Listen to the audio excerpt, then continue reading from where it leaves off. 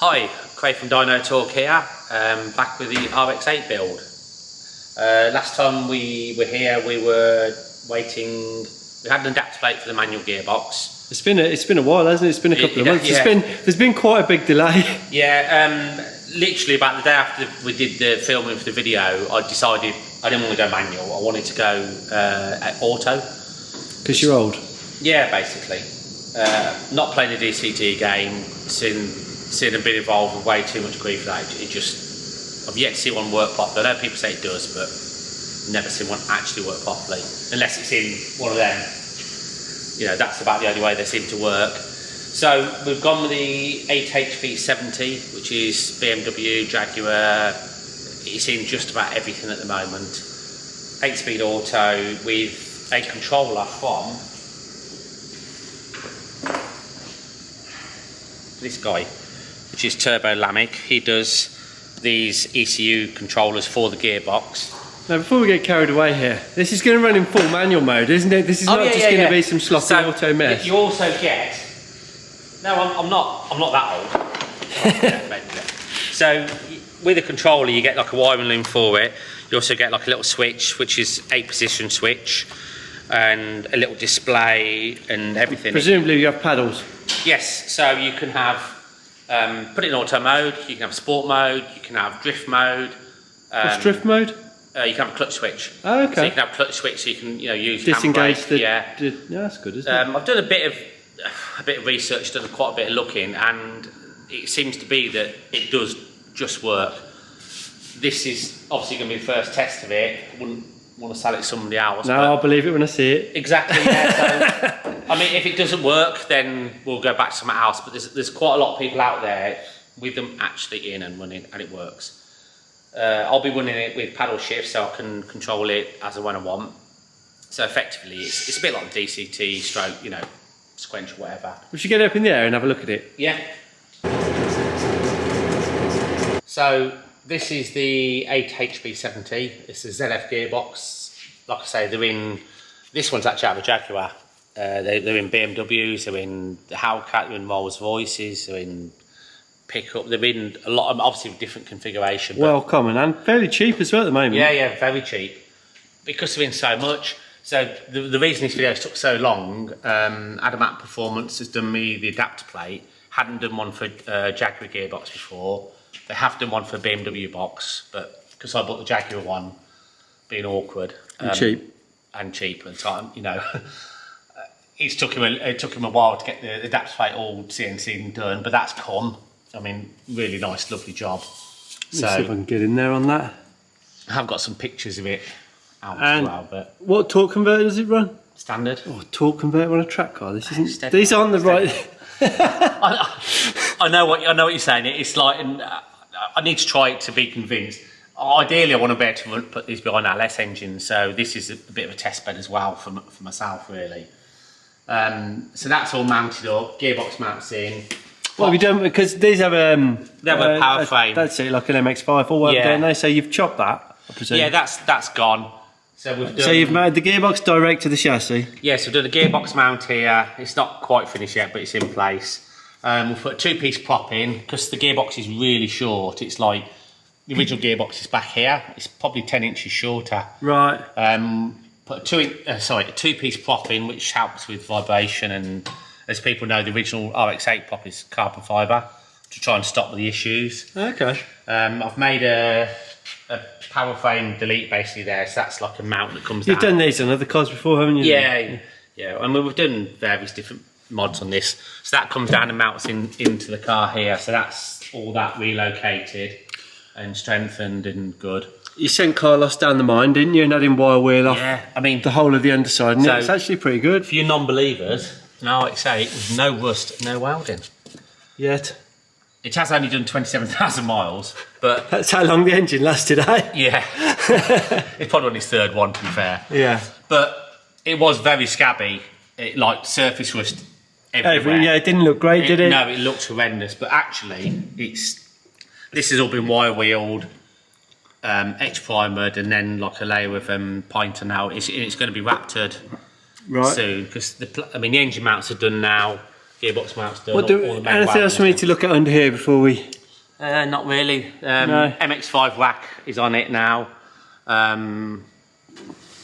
Radiator, Mishimoto radiator and intercooler with some quick connects on. I'm trying to keep as many pipes off as possible so they don't blow off or split or anything. Anti-wall bar had to be moved a little bit. I say the MX5, the NC rack, which is basically a similar car underneath. I wanted proper power steering, didn't want the electric steering. So that's all. So that's a conversion on an RX8, is it? It's just one I've done. Okay. I did it on the other one. This is all not finished yet, but it's sort of in It's place. getting there, isn't it? Subframe's had to be cut to fit the sun, but we'll explain that, I guess, from the top. Yeah, because the engine sits. Basically, it's a tall engine, and there's not actually a lot of space for this. And when there's quite a lot of guys in America doing these with the standard gearbox, but because the engine's very tall and the standard gearbox, the bell housing's about here. Right. So you have to like chop a lot out of the bulkhead to get the engine in, which I was really, really anti doing. So we've managed to get the engine in without chopping the bulkhead.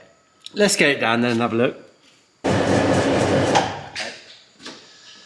That's down. We've had to. This breather here will be going. That's the original engine breather. We normally put like two breather, like AN welds onto the rock over here to get that out. And it does look quite high in the car, but it does. The bonnet shuts and clears fine. Yeah. It doesn't look like it does, but. So for anyone who didn't see the last one or whatever, this is a K24 something. I can't remember. A2, I think it is. It's the JDM spec one. I'm not that up on them, but it's basically it's not the best one you can have, because I think the best one would be a 2 litre head, but I'm really not. I'm not after every last horsepower. I'm not pushing it to the limit, so it's fine. 400, 420 horse should be plenty. So that's. So you've had to trim a bit off the top lip. Yeah, basically took the. This was it the heater channel or something? Yeah, this is where the heater breathes from. But all the wiper linkage and everything all still fits. So what we're going to do is that's where the heater breathes from in here. So we're going to make like a new little plenum on this end and blank off that side so that it still breathes fresh air and not, because if it breathes from the engine bay, stinks. It's horrible. It's really bad. So I'm probably going to breathe through here and actually use the inner wing as the intake and seal off that bit. So that's all done. I took all the aircon unit out of the heater motor and everything, and all this then clears on the back, so there's no cutting. You're not having aircon to go with your auto? No. I did think about it, but no. So that all clears, which is really nice. ABS still fits, fuse box still fits. I've moved the ECU box, the M-wood will go inside, so that all works. So let's come to this exciting bit then. We seem to have a turbo manifold. We do.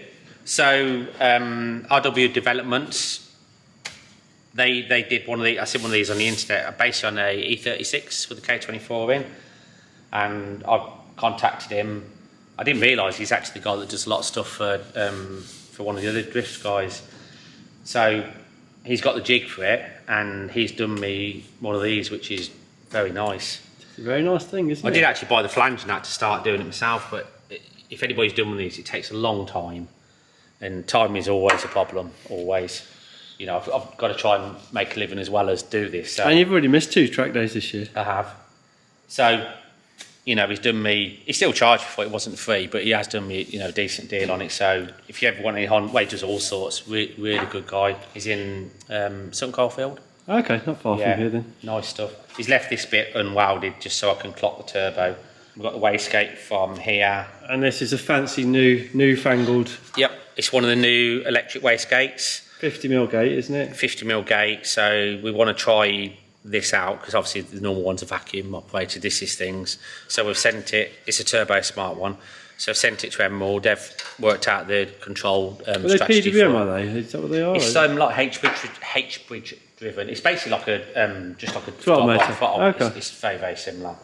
So he can control that now, so that's good. Never tried one before, but I'd like to keep trying new stuff and, you know, sort of keep up with what's going on, really. In Garrett GT30 76 Turbo. That took a while to get here as well, didn't it? Yeah, there was quite a stock problem in that, but Philip Billy's Speed Shop managed to get one from the States. They got one in stock in the States, so he did me that. And that's going to go straight 90 out of there. Yeah, basically 90 round here, and then just tucked down through there. Wastegate plumbed back in. Yep, wastegate plumbed in. No screamers, no holes in the bonnet, guys. You know, let's not do that. That's that. Oil filter relocation. We've got the bits from Torques to do that. Servo still fits, that's good. Yeah, did we, I don't know, did we have the brakes on in the last video? I can't remember. I think we did, yeah, we have some nice brakes and wheels. So, guys, these are Enki, I think they're F0 wheels, I only have 2. They're lovely, to be fair. Yeah, if anybody's got a pair, let me know. 18 inch, are they? 18, 9.5 18s. I'd really like another pair. Yeah, they're nice. Did you keep the rays as well? Or I've got the rays, yeah, they've all been refurbed, so they're all ready to go. I've only got 2 of them, so it'd be nice to have 4, but they're not that common. Big radiator, which is a R32 Skyline. Okay. Upside down. Nice set of fans on it. Yeah, and Volkswagen fans, a little one, which is nice because they're dual PWM. So that's nice. We can run them both via PWM, which is nice because they don't come in with a big surge, and you can like bring them in nice and slow and just control them. Probably a bit overkill for this because the Hondas I don't think tend to run that hot. You know, the Civic with that on it. No, the Civics run like a little tiny radiator. Of course they do, yeah. But there's nothing worse than sitting there watching temp gauge creeping up and not having any control. And we're not going drag racing particularly, are we? So you know, it's going to need to stay cool. Yeah, I mean, and obviously got the intercooler in front of it which blocks some of the air. I'm going to run the standard RX8 oil coolers because I've got them and they're free. And they're bolted the car already. Yeah, and they fit in their mount. I've got spares, and I think the one's thermostatic as well. So I'll run one for the gearbox and one for the engine. Throttle in intake, that's new as well, isn't it? Yeah, I've done that as well. You forget what you were having it. So that's a Skunk 2 intake. They normally bolt on that way round, which obviously in a Civic points out there, but that's no good for me. So the reason I bought this one because you can reverse it, right? And then it hits obviously hits the power steering.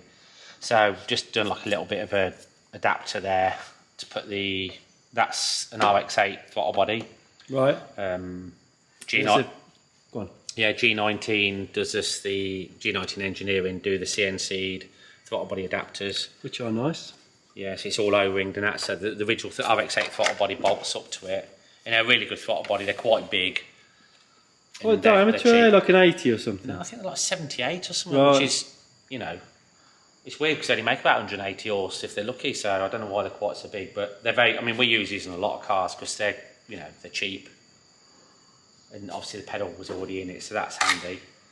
So ABS stays, that all works. Radiator hoses, these fittings that you get for the back of the head, the like delete ones. The water line, is it? Yeah, it was actually an AN12.